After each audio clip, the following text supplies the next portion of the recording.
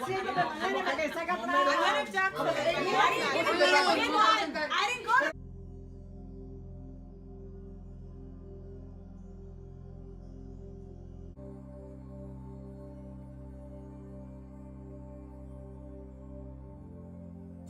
am Aki Jones.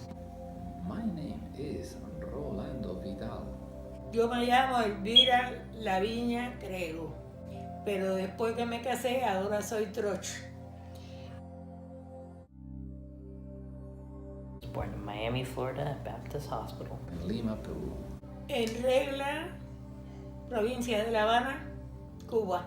Ratified on July 28, 1868, the 14th Amendment granted U.S. citizenship to those born or naturalized in the U.S., as well as the inalienable rights of due process and equal protection under the law. It granted freed African Americans and newcoming immigrants the opportunity to become a citizen of the country. In today's society, it is an issue more relevant than ever before, as the United States is the leading country with the largest immigration rate. It is the drive of our nation. If it were repealed, it would rid of birthright citizenship and the guarantee that all citizens are equally protected under the law. President Trump is setting to challenge a 150-year-old constitutional standard that anyone born in America is an American citizen. Now, how ridiculous. We're the only country in the world where a person comes in, has a baby, and the baby is essentially a citizen of the United States for 85 years with all of those benefits. It's ridiculous. It's ridiculous. And it has to end. That law is so thick with information. There's so much going on in that law. And the fact that we have a president who wants to eliminate the naturalization part of that law is horrifying. There are people in this world who I may not even know that are experiencing that. And as a compassionate human being who has a heart, it affects me. Because as an American citizen, I have the ability to speak out and call people out and talk to politicians and protest against people who want to threaten that law. Although immigration seems to be frowned upon nowadays, it has, without a doubt, shaped our country from the beginning. The Spanish, English, Dutch, and French came to North America for a number of reasons. Although their arrival was at the expense of the Native Americans who already lived there, the descendants of these colonists would cement the existence of the immigrant experience in what would become the United States, an experience that continues hundreds of years later.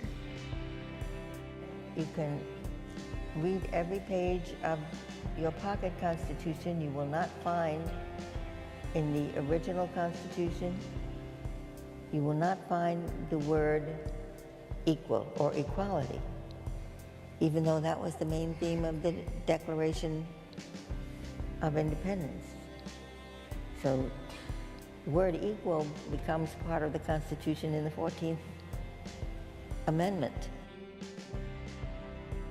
The 14th Amendment has been used to fight for a number of causes.